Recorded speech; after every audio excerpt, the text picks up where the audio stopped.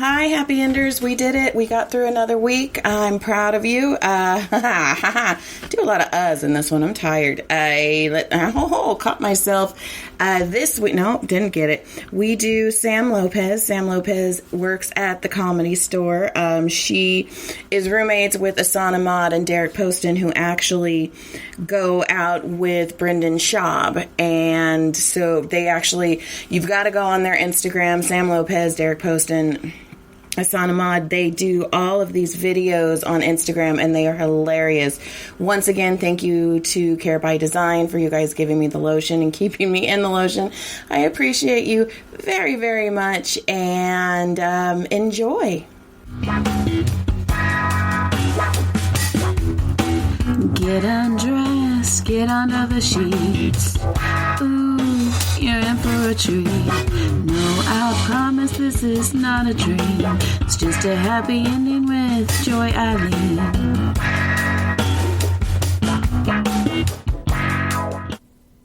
All right, are you ready for this? I'm ready. Okay, I make people introduce themselves because I'm bad at it. Okay. Right now, just hi, I'm Sam Lopez. I'm really nervous about snotting or drooling on this camera in front of my face. Make Joy so happy. It would. If I drooled onto the It's not my camera. No. It's horrifying. It's just the Comedy Stars. Also, groans or farts are welcome, apparently. What? Yeah. I wanted to fart? Well, Todd lied. Todd said he was going to fart, and he didn't. And he said he was gassy, but he wasn't. So he was just nervous. There were silent parts. Oh my gosh. I haven't had a fart yet, but I will say, just full out, disclosure, if you fart, it will become one of my sound bites. Like, Oh, that's perfect. It's going in the theme song. Yeah, whoever goes first will be the golden winner. Has anyone fallen asleep? Like they stopped talking and interviewing and just... Not fall asleep, I think because we just keep talking, but like I've had people start like nodding off. And then Joy throws an elbow. Yeah, I'm like, that's so funny. I need you. Like we were just talking about Jimmy Schubert. He only wanted the massage. Oh, really? You could tell I was annoying him. He's like, bitch, you need to shut up. That's just rub mate. Because at one point I asked him about hecklers. Because it's Jimmy Schubert, So I was like, you have to have some fantastic heckler stories. And he's like, some people heckle. Oh, that's all I'm going to get from you, right? But then I drove him home, and then he started revealing, like, when he had sex with Mitzi and all that. You're like, I don't have, like, video cameras on the table. Where was this an hour ago, sir? That's so funny. I love how that's, like, a selling point for all the old guy comics. Like, one of the first conversations I have with most of the, we'll call them OGs instead of something mean, but, it's like, hey, did you ever hear the time that I fucked Mitzi? And I was like, the time? All right. Time. It was just that one time? Yeah, really? Okay. Mitzi was a badass. Did you know that I have some of her sex tapes? What? Nope. I didn't. Are they on VHS? They're on 8-track. I think they were on beta, and then they were like, we'll get them transferred over. Oh, good for Mitzi. Yeah. Oh my gosh. I love how Joy tries to turn that into like an empowering positive. It is. Good for her. There are men that are bragging about having her sex tapes, but she's like, she had a fulfilling sex life. Like, no, I know, but she used to hire, I don't know who, or more than whose, she would have them come up and like crawl into her bedroom window and rape her. I know. What? Well, not like she knew. Oh my god! It was a rape fantasy. How much do you pay for that? I don't know. Stage time? Yeah, no Stage shit. time. Do you have someone sign stuff beforehand so they? Oh god, no! It was the 70s. That'd be People did that. Yeah, that's true. Got Right. TV shows. They just got to Push that down till later. If only I could rape someone. I would rape somebody for stage time. I mean, if they were consenting. Sure. I guess if they're offering stage time, that's consent. Yeah, if they're like, It's a barter. if they're like, no, and I'm like, 15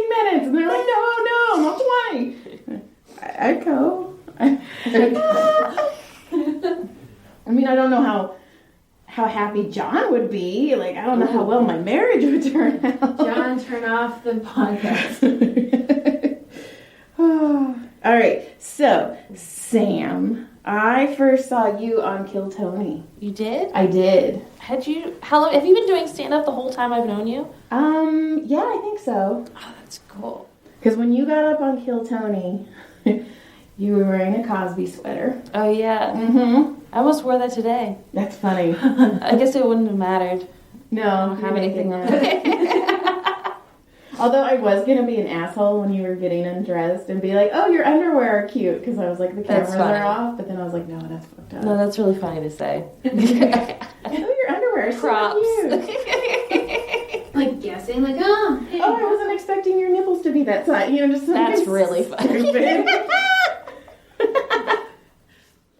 Now, what about you? How long have you been doing comedy? I guess like 4 years now. Okay, so about the same time, yeah. Yeah, I must have. I think when I was on Kill Tony the first time was like about a year into stand up when I moved to LA. So where'd you move from? San Diego. Oh, okay. So did you grow up in San Diego? No, I'm from Maryland. How'd you get to San Diego? Oh. I don't know if that was from the massage or from just the story. I left Maryland to be a nanny in New Zealand. No, I started in Australia, and then my visa was up, and I didn't have enough money to fly back to the States, so I went to New Zealand, and that's when I started doing stand-up. So you started in New Zealand. Yeah. Is there a huge like comedy crowd there? No. Nothing. Then what made you like, I'm going to start something that doesn't exist? Was it during festival or something? No, I lived with the people I nannied for, and I just had to get out of the house. They were horrible. They hated each other. So they were married? Yeah, Okay. they were married. No, but I lived with this was my third family I au paired for. This was the first one that they were an unhappy couple. Okay. And so that was hard. And I had a smaller room. I feel like I could have dealt with it. Right. They gave me a bigger room. Like, you have this fucking closet. So I started doing stand-up because it was just something to get out of the house. That is insane. Did you fall in love with it immediately, or were you just like... Yeah. Okay. I was like, oh, damn, this is awesome. You know, that, like, adrenaline rush? Uh-huh. Where you float off stage. Yeah, and you think it's great, and then, like, you know, months later, someone's like, hey, you should learn to write a joke. You're like, you're like, what? I thought that's what I was doing. People are laughing, damn it. And they're like, no, that's just, like, 2 or 3 people. You want all of them. Do you remember the first joke you were proud of? I was proud of. It's probably one I still do. No kidding, right?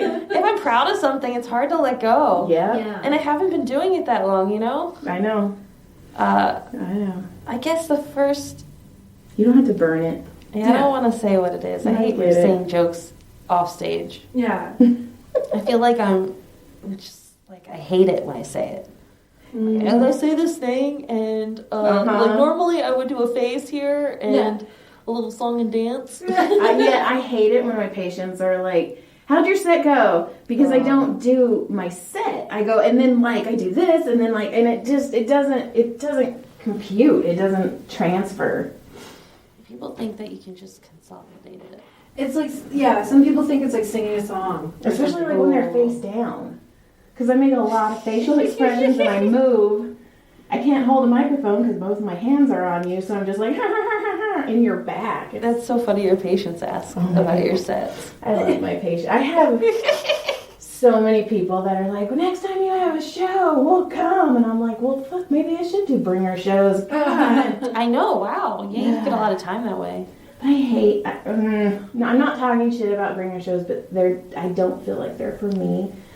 Because I get too much anxiety, like, oh my God, and I don't like asking people, like, hey, come watch me, and please God laugh. Like, yeah.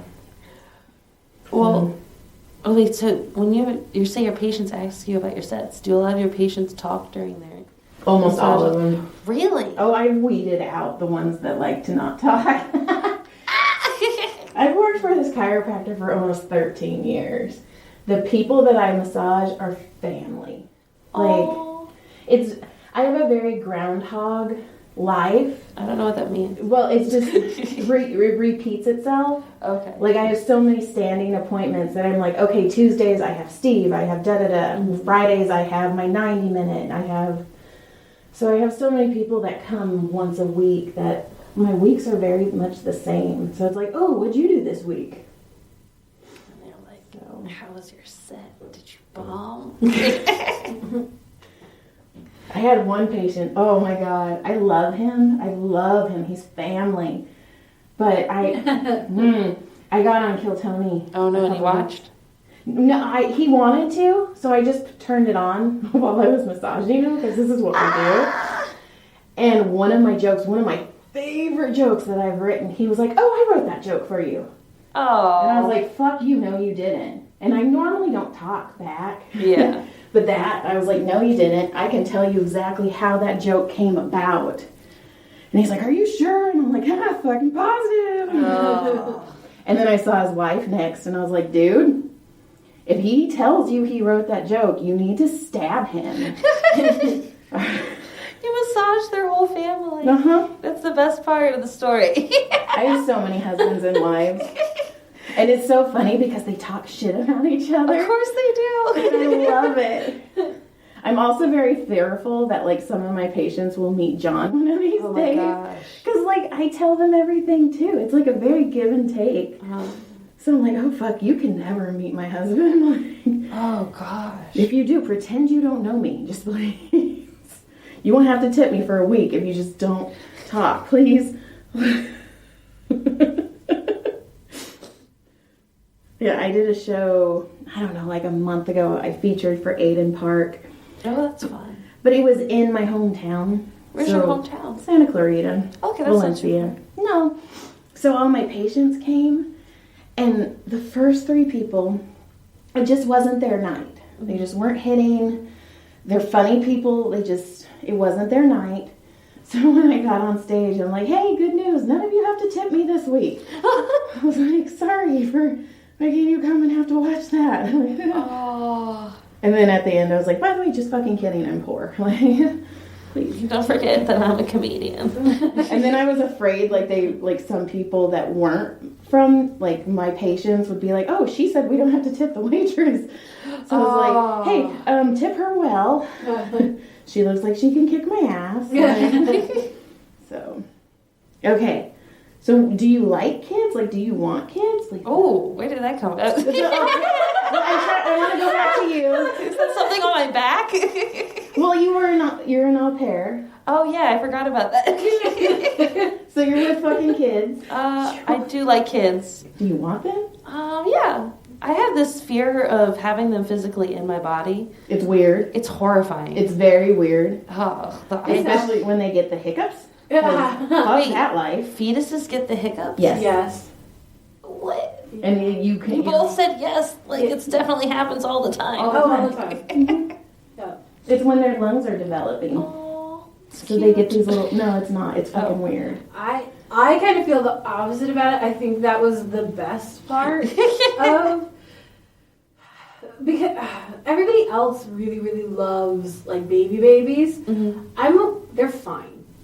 It's like having a thing that moves around. It's like a fish that you just take care of, like, oh, I gotta feed it now, but it doesn't really do anything. Yeah. So for me, like, the pregnancy part was the best part, and then when she got old enough to, like, move around and do things, that was great.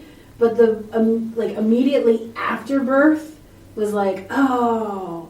I hope this thing gets cool. Like, I hope this gets fun. Oh no! I thought that you have it and you immediately fall in love because it's like you do. You love it. Stuff. But it's all, I don't know. Mine was, I was like, fuck. What am I supposed to do with this thing? Yeah. Because I mean, they literally just send you home with this baby, and you're like, are you sure? I don't think I'm responsible enough to have this. Like, I got pregnant, so obviously I'm not responsible.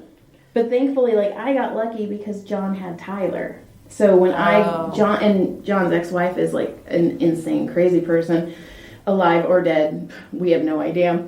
Whoa. But So John knew. Like, he knew how to burp. He knew how to, like, change diapers. So I felt like I felt like such a bad mom because I'm like, I don't know what the fuck to do. I'm like, John, it's shit up its back. What do I do? Oh, that's the worst.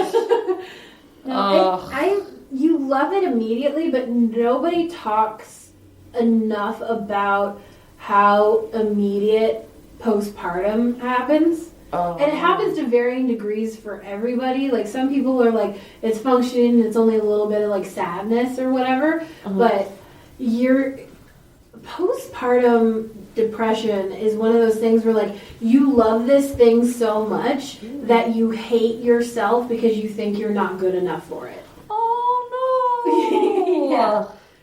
And so it's like comedy. Yeah. You're like, well, I can't stop going, but goddamn, if I bomb one more time, I'm gonna kill myself. Oh, great. So Just how one more thing to worry about. Yeah. So how old were the kids that you were nannying?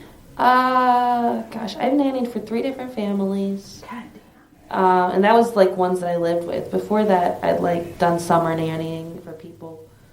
And I babysat like since I was 10.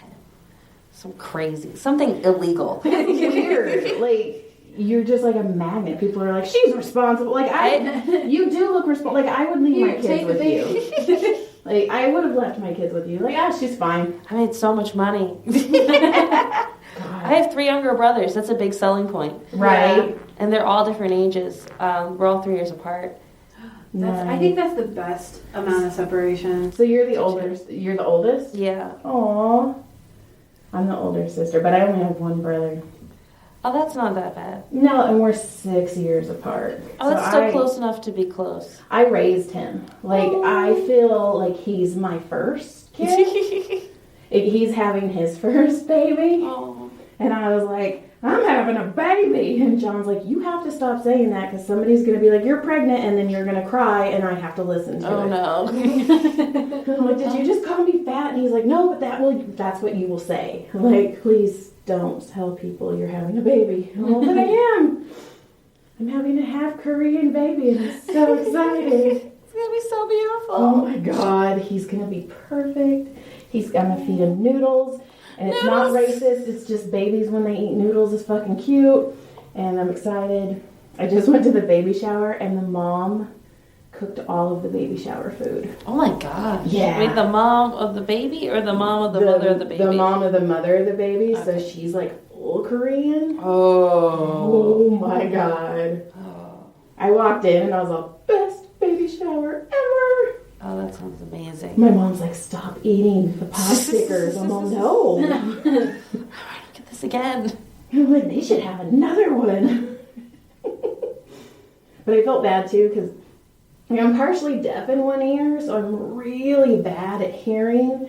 And the mom is very Korean, and she was trying to talk to me, and I was like, oh, fuck me. I love how Joy talks about hearing like it's a skill. It is. Really terrible at it. Try. It is. Like, I see people who can listen to a person and not have them repeat something once, and I'm like, oh, you're special. Like, yes, but it's not because you don't want to. No, but I try really hard. But like, I've agreed to things just because I'm like, I can't ask them one more time what they said. I've done that before as well. I do that all the time. I just don't want to look like I feel like such a jerk. I know. I'm like, huh?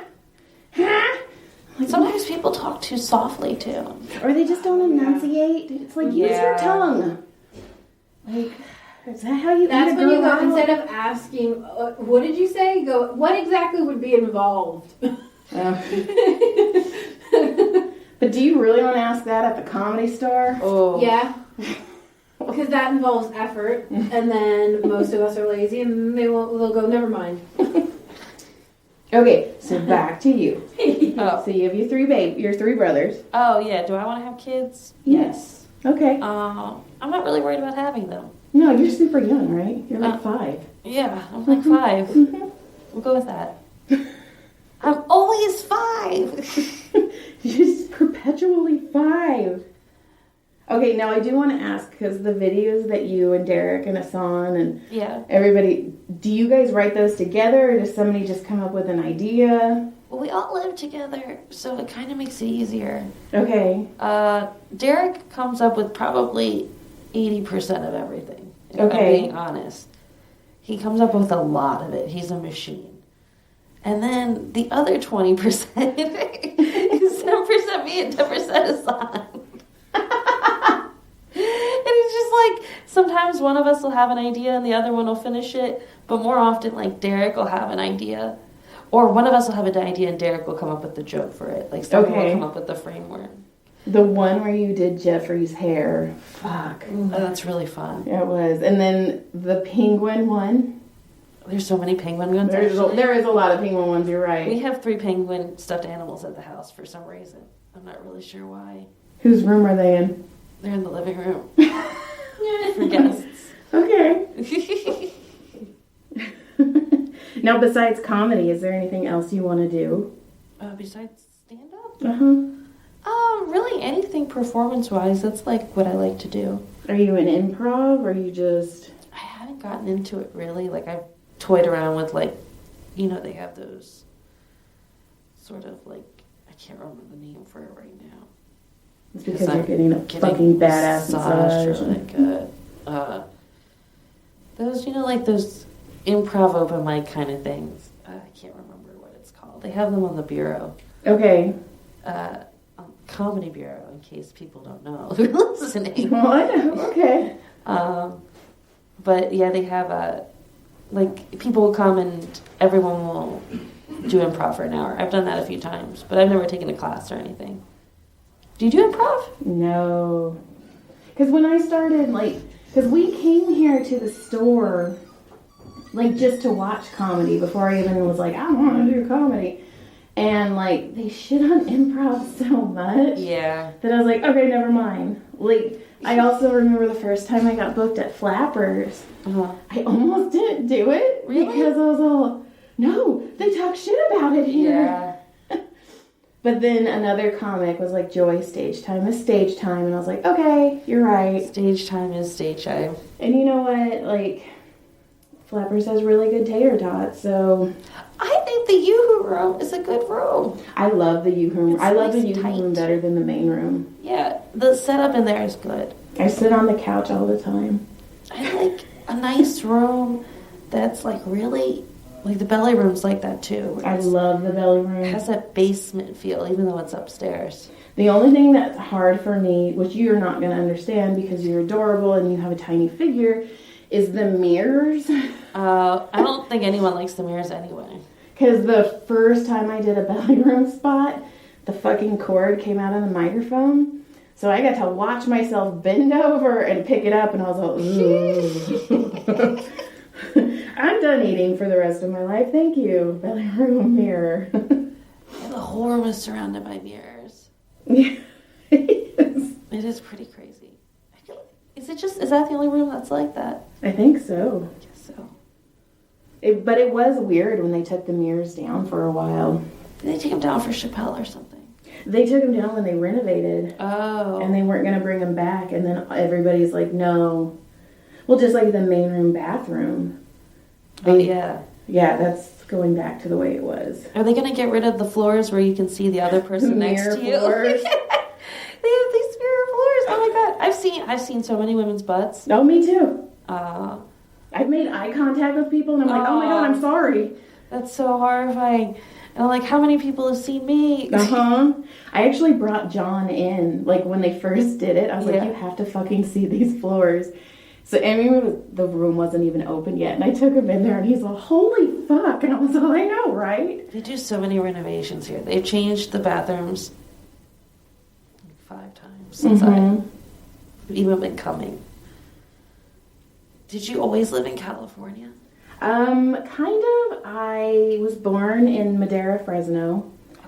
Okay. Grew up in Madera, went to Fresno State, and met a guy online, dropped out of college, and moved to Texas for 3 years. He had a really good right hook. Came back, and then, well, I've known John my whole life. Like, he signed my baby book. His mom and my mom were best friends. It's a whole weird thing. So I went back to Madera, And I kind of needed to get away from my parents, so I ended up at his house and never left. Wow. And he was going through a divorce, and he was going through some pretty shitty things because his ex-wife is nuts, which is cool because I can do no wrong. Like, I'm crazy, but he's like, oh my God, you're perfect. And I'm like, I know. That's the best. Thank you for being a drug addict psychopath. Like, the bar's so low. it's so low. Like, I can step over it. I'm like, okay, I'm cool. All right. So I was like, I'm going to help you get through your divorce. And then we had this crazy custody battle for Tyler. And then, so for a long time, it was so focused on the kids and getting Tyler and getting him away from his mom. And then John went to Portland, Oregon for 8 months, right when we got custody of Tyler. And then when he came back, that's when I started writing books. And that's when I was like, okay, we're done with all the nonsense. We're done with all the drama. I want to start having dreams again. And he's like, cool. And that's when I published. And that's when I was like, hey, I kind of want to talk on a microphone on stage and make people laugh. So was this before you started coming to the store, or did you start coming to the store because you... Yeah. Okay. So we were at the store, and I mean, I walked in, like, we went through the Laugh Factory once on, like, a Groupon deal, and I just, it felt too bright. It felt too... It feels like a country club. Yeah, it was very PC. It was just, And when we first, John's like, I got us tickets to the Comedy Store, and I walked in, and I was like, I belong here. Yeah. Like, I immediately was like, I love it here. So then we just kept coming anytime, like, because my parents take the kids for 2 weeks out of the year. And for those weeks, we just come here. And then one day we saw Steve Simone bomb horribly. There was some white, blonde, drunk, young sorority chick in the audience. And she was just heckling. And at one point, he was talking, and she's like, and he goes, what? And she's like, I was just going to give you a joke. And he got mad and got off the stage. And we were like, what the hell's going on? And then he came back, Steve Simone style, and he was like, I don't know what's going on with you, but you obviously need a hug. And he hugs this drunk chick. And then he gets back on stage, and he was like, I know all of you are thinking right now, I can do stand-up. And I went, yep. And John went, nope. And that's when I was all, oh, yeah, we're different. So that was kind of my thing. That's cool. But I've always, like, anytime there was a microphone, like I did our high school graduation speech, you know, at funerals when they're like, does anybody want to say anything? my dad hated it. I'd start standing up and he's like, sit down. And I'm like, no, there's a microphone. Yeah, I got my first spots during funerals. And it was very funny, though, because, like, later on in life, like, anytime we go to a funeral, he'd be like, let's just let Joy talk. She's really good at it. And I'm like, boom. So, yeah. Okay, so you're in Maryland, and then you're all over. Yeah. And then where do you go from there? Do you come straight here? Oh, so when I, after I discovered that I like stand-up. And I can't live without the adrenaline rush of people maybe or maybe not laughing at me. I decided to come back to America. And I go to San Diego because I have cousins there. Okay. And that's where I met Derek and Hassan and a lot of those guys. Brian Simpson was there still. I love him. I love him too. He's so funny. And there was, I don't know, have you ever been to Madhouse in San Diego? I've never done anything in San Diego. There's a lot of clubs down there. You can get up a lot. I know, that's what I know. There was a club there, and at the time, Derek was the booker. And there was an open mic every night of the week. You could get up every night. That's amazing. Yeah, and it was late after the show, so sometimes people would stay. And I just spent a year there getting up. And then when Derek moved to LA, I came with him. Were you guys dating? When did you start dating? Like immediately.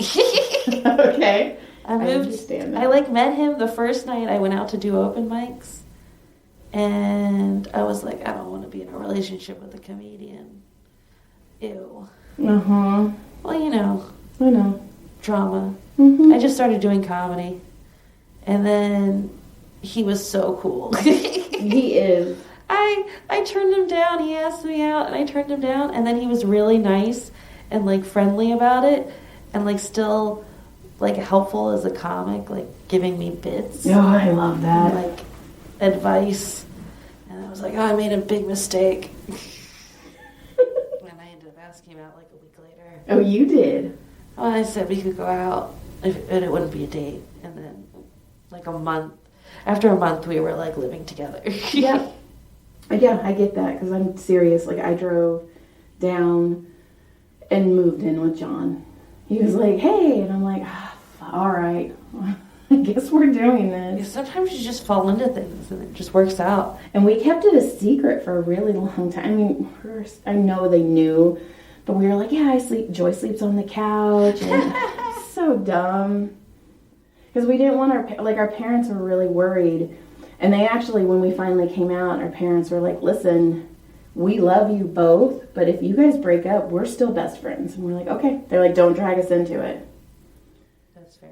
So we're like, get it, got it. You better make it work. Mm-hmm. And if you don't, just be nice about it.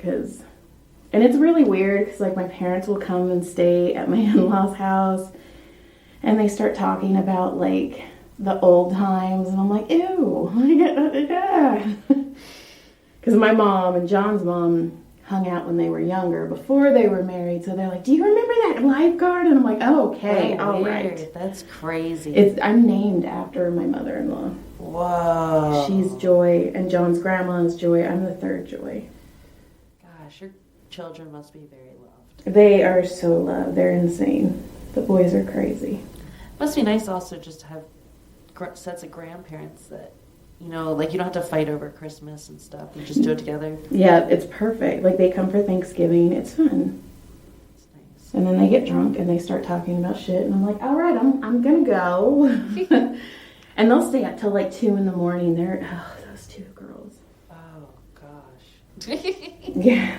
Like, my dad and my father-in-law, they're like, good night. And they're like, okay, blah, blah, blah, blah, blah. And then finally I'm like, I'm tapping out, guys. They're funny. Now, where do your parents live? Where do your brothers and everybody, where are they all at? My mom and my dad and 2 of my brothers all live back in Maryland. About, like, in the suburbs of Baltimore. Okay. And the brother that's closest to me in age, he is in San Diego. Okay. He's in the Navy. The Navy. The Navy. He just joined, and he's super lucky to get stationed there. Yes. Yeah. It's very nice. Also, I get to see him, which is awesome. That is nice. It's been fun because he gets to, like, see me do comedy and stuff and go out with me places, but then he tries to give me advice, and I'm like, I hate my life. This day I kill myself. I had to tell John to give me 2 minutes. Because every time I get off stage, he'd be like, oh my God, that was fantastic, but I don't know why. And I'm like, I love you. You're the father of my children. I want to grow old with you, so shut up. So you'll grow old. So now he's like, and I mean, his advice is good. I get it. Because even though he doesn't do comedy, he's with me all the time watching it. Uh-huh. But I'm like, just let me float for 2 minutes first. Like, let me get that adrenaline for a minute. Yeah, it's hard to get off stage and do something else. Yes. It's the worst feeling. Or having to have a conversation. Yes. I can't think about that. I can think about all the things I might have done wrong. Uh-huh. Or what I could have done said. right. Yeah. Yep. Like how I should have dealt with that. Mine is like, when I get the audience involved, and then when I leave, I'm like, oh, if I would have done this instead of that, it would have been so much more funny. And like, I feel like, it's probably good to be critical. I think so. I think the best comedians here are the humble ones. Oh, for sure. I mean, it's amazing, like, some of these people that are just, like, on TV and how nice they are to me. And I'm like, you don't have to be nice to me. I'm no one. No. So. Yeah, all the people who are really good tend to be really nice as well. But Uh-huh. I think also that goes hand in hand. You're offered more opportunities because people like working with you. Yes. You know, you get better. In fact, that's funny that you say that because, I mean, like, I'm not name dropping or anything, but I was talking to Joe Rogan on Tuesday. No big deal. And he was like, Joy, just stay nice. He's like, just be who you are. And I was like, okay. Yep. And he was like, I'm sick of these comedians. Well, he goes, you know what annoys me? And then me being who I am, I'm all, me? Please don't say me. And he's like, no, not you. And he goes, I hate it when, like, somebody thinks they're more of a comedian because they've been doing it longer. He's like, let's just say you've done 2 sets. You've done 2 sets, you're a comedian. Yeah. And I was like, oh, well, thank you. Okay. It's just cool, like, to talk to them, and I don't know, it makes me like, okay, I can do this, and I can stay humble. I think also they know what it takes. Right. I mean, I know it's going to take me longer. I get it, because I don't get to do as many mics. I don't get to do as many shows because, 1, I'm 40 minutes away from any open mic. Yeah. And 2, I have kids. That's hard. So, like, I get it, and I have no problem. I'm putting in my dues. Oh, you're using both hands? I only got one. The other hand was somewhere else, sir. I know. I told you to take it out of your butt. I was milking you. I get both hands. Stephen Hollerman, ladies and gentlemen. Okay, so what's next? What are you doing next? Are you just doing comedy? Are you doing other things? What am I doing next? I'm working on doing this, so stupid. I shouldn't laugh at my own stupid thing. My friend and I, we do a, like, little web series where we go to different Jimmy Johns and we rate them. I love that, by the way. It's just Jimmy John's. The whole pickle outfit was fantastic. Oh, we snuck that from Derek. He had it for, like, a Halloween episode of King and the Sting or something. Oh, that's funny. But it's a pretty fun little side thing we're working on to do we always have to eat. Yep. And I like Jimmy John's. I didn't think I would. I'd never been to one before we started doing it. Oh, really? Yeah, so you just kind of went in blind. What if you didn't like it? I know. I thought about that. But it's a sandwich. How bad could it be? That's true. It's just, the name's too funny to let go, you know? I agree. Jimmy John's Journal. That's funny. The first time I went to a Jimmy John's was when we went to visit John in Portland, Oregon. Uh-huh. And I was like, let's go here, kids. And they're like, all right, Mom. Because, I mean, he was working, so it was just me and his kids in this city. And we just go explore until he got home. Which is terrifying because I have so much anxiety and I'm not a good traveler. And I was like, oh, God. Like, I took them on a trolley and had no idea where we were going. And At this point, how old are your kids? Brody was almost 2. So that would have been 7 and 12. Okay. Gosh. Because they're 5 years apart. So, yeah. So it was crazy. But it was fun. It was an adventure. I'm more confident now than I was back then. So. Well, doing stand-up will do that. Yes. Especially, like, I feel like I'm starting to hit a groove. Like, I know I'm going to bomb again, which probably is my next time I get on stage. That's cool. But my last couple times on stage, I felt really comfortable, and I've gotten, like, really big laughs. So now I'm like, But that's part of it, is, like, knowing that you can do that. I think going into it without the expectation of bombing, you know. Just the confidence from that last good set. Well, good. I had a lady, her and I didn't see eye to eye. I took a class. Because everybody's like, if you take this class, she'll book you if she likes you. Oh, really? The very first class, I got on stage, and I was like, oh, she does not like me. Okay, cool. Like, hated me. Whatever. I mean, you know what? I got a new 10 minutes out of it, and I got a really good tape that I can get on festivals. So I'm cool. That's good. I'm cool. But when I did the graduation, the showcase, I got on stage and grabbed that microphone and knew beyond a shadow of a doubt it was going to be one of my best sets. Just knew it. Yeah. Even John and Cassandra were like, you grabbed that microphone with so much spite in your heart. You were just like, And when I sat down, she goes, oh my God. And I go, yeah, I know. Which is so not me, but I was just like, I am funny. But if I would have taken that class 6 months ago, it would have ruined me. Was she like one of those people that's really critical? She wanted me to be clean, which I'm not. That's hard. And also, I have a joke where it's a stupid joke, but anyways, somehow I go into, like I'm white, so I can't say a hard R. Uh-huh. And she was like, nobody's going to know what a hard R is. And I'm like, I think not. Yeah. And she was like, well, what is a hard R? And I'm like, this is a trap. I can't not explain to you what that is because I am white.